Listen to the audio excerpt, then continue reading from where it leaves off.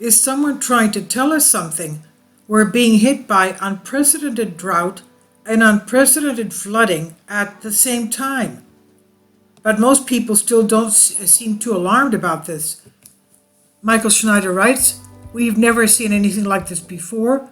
There are some parts of the globe that are being absolutely devastated by endless drought, and there are other parts of the globe that are being absolutely devastated by relentless flooding.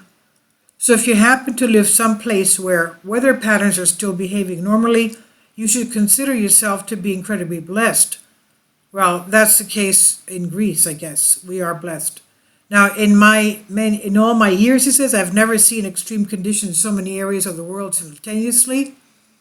This is a major red flag, but unfortunately, the vast majority of the general population is still not paying attention. Over the past few months, I have written article after article about the droughts that we are currently witnessing all over the planet. Right now, Europe is experiencing the worst drought that it has gone through in at least 500 years. We know that the drought in the central south of the United States is the worst in 1,500 years. Now, this is the worst here in Europe in 500 years, and the rivers are getting so low that hunger stones are now being revealed for the first time in centuries. And this is one of the hunger stones in Germany. You can see that when the rivers were so low that the people from that time etched the dates on the hunger stone.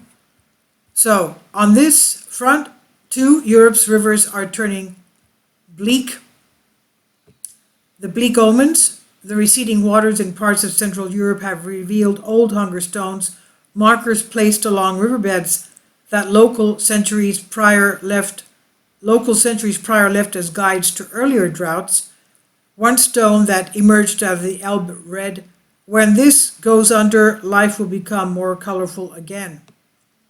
Here in the United States, the western half of the nation is suffering through the worst multi-year mega drought that the region has experienced in 1,200 years, and this is causing all sorts of very serious problems. Near 3/4 of California is in either extreme or exceptional drought, considering worse than severe, according to the U.S. Drought Monitor. It's so bad that scientists say the ongoing drought in the western United States marks the region's driest 22-year stretch in more than 1,200 years. The conditions have affected a broad swath of regions and industries. California wells are going dry. Farmers are either paying a premium for water or letting their fields sit empty. And there is growing concern that water exports from the Colorado River could come to a halt. We know that California gives, I think was 40% of the produce to feed the United States. So this is bad news. Now, the Colorado River could come to a halt. Not to be outdone, China is currently being hit by the worst drought that it has seen in all of recorded history. China is in the grips of its worst drought on record, which has dried up parts of the Yangtze River and impacted swaths of the country's industrial sector. If you've read previous articles, you already know about those droughts. But did you know that at the same time, we're also witnessing some of the worst flooding in modern history? In Pakistan, it's been raining and raining and raining. Much of central and northern Pakistan has had 200 to 600% of normal rainfall, with over 1,000% of normal rainfall in southern Pakistan, Nichols said, adding that wet weather is common in a La Nina pattern. Karachi, Pakistan had 1,397% of normal rainfall in July, or 9.7 inches of rain versus a normal rainfall of 0.7 of an inch. For the season, rainfall has been 1,001% of normal in Karachi. All of that rainfall has caused a flooding disaster in the country that's absolutely unprecedented. In fact, it's being reported that entire villages have been completely wiped off the map. Pakistan's foreign minister said the calamitous floods gripping the country are, quote, "a catastrophe on a scale that I have never seen," and, quote, as the death toll soared above 1,000 and an area the size of Britain faced going underwater. Tens of millions of Pakistanis have forced to flee their homes as entire villages have vanished, with dramatic footage captured hotel collapsing, helicopter rescues, and narrow escapes. I'm sitting here trying to picture such a disaster, and I'm really having a hard time trying to imagine such a thing. Pakistan is an enormous nation, and we're being told that 1/3 of the entire country is currently covered by water. 1/3 of Pakistan has been completely submerged by historic flooding, its climate minister says. Devastating flash floods have washed away roads, homes, and crops, leaving a trail of deadly havoc across Pakistan.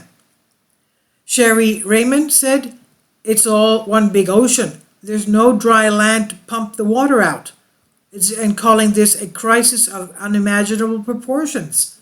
What a horrible, horrible tragedy.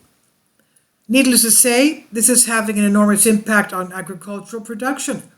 A situation report for the United Nations stated that nearly 800,000 livestock, a vital food and livelihood source for Pakistanis, have perished amid the monsoon floods. Around 2 million acres of crops and orchards have also been impacted. I expect those numbers will go even higher as the full extent of the damage becomes clear. Yet this is another very serious blow to the global food supply, and it means that our rapidly growing food crisis is going to get even worse. There are areas in Africa that are dealing with unprecedented flooding right now as well. For example, check out what's been going on in Sudan. Sudan is in the midst of yet another round of severe floods, even as much of the Horn of Africa struggles with catastrophic drought. The Save the Children organization says 83 people died and another 146,000 have been affected by this flooding. Whole villages have been submerged, with nearly 44,000 homes partially or completely destroyed. People living in the Gezira and River Nile states have required assistance from the British-based NGO. Authorities in Sudan have declared a state of emergency in a third of the country's provinces. Central Darfur, South Darfur, and West Darfur have also seen some of the worst impacts. And this is what I mean when I say that global weather patterns have gone completely haywire in 2022. Much of the planet is either getting way too much rain or way too little rain. And let me give you another example. Here in the United States, even as the western half of the country suffers from endless drought, we're witnessing crazy flooding along the Mississippi River. Major flooding across America's heartland will be around for weeks to come as the Mississippi River surges south. The deadly onslaught of rising waters and storms has killed more than 24 people in Missouri and Illinois. In all, some 7 million people in 15 states were under threat of flooding, according to CNN meteorologists. So what's happening? Is someone trying to tell us something? All of this drought and all of this flooding are going to be really, really bad for global food production. The stage is being set for the sort of historic global famines that we have been warned about, and even now food prices are starting to surge dramatically all over the planet. But most people still don't seem too alarmed. In fact, most people still seem entirely convinced that everything will work out just fine somehow.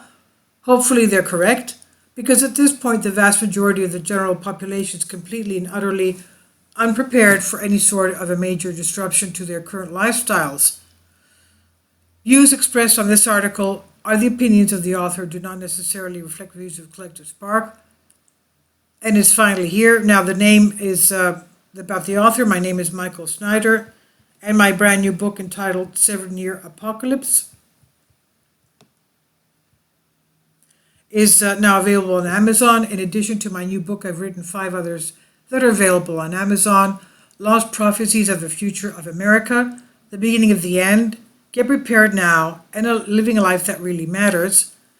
By purchasing the books, you help to support the work that my wife and I are doing, and by giving it to others, you help to multiply the impact that we're having on people all over the globe. I've published thousands of articles on the Economic Collapse blog, The End of the American Dream, and the Most Important News. And the articles that I publish on those sites are republished on dozens of other prominent websites all over the globe. I always freely and happily allow others to republish my articles on their own websites, but I also ask that they include this about the author section with each article. The material contained in this article is for general information purposes only, and readers should consult licensed professionals before making any legal, business, financial, or health decisions. I encourage you to follow me on social media on Facebook and Twitter, and any way that you can share these articles with others is a great help. During these very challenging times, people will need hope more than ever before, and it's our goal to share the gospel of Jesus Christ with as many people as we possibly can. And this is on Collective Spark by Michael Schneider. Please leave your comments. Thank you for your support. Kindly support my Patreon account. The daily posts are 5 videos daily, and they are totally different from what I have on my YouTube channel. Thank you so much for your support and that you find all my content so interesting. You'll find the Patreon account details in the description box below.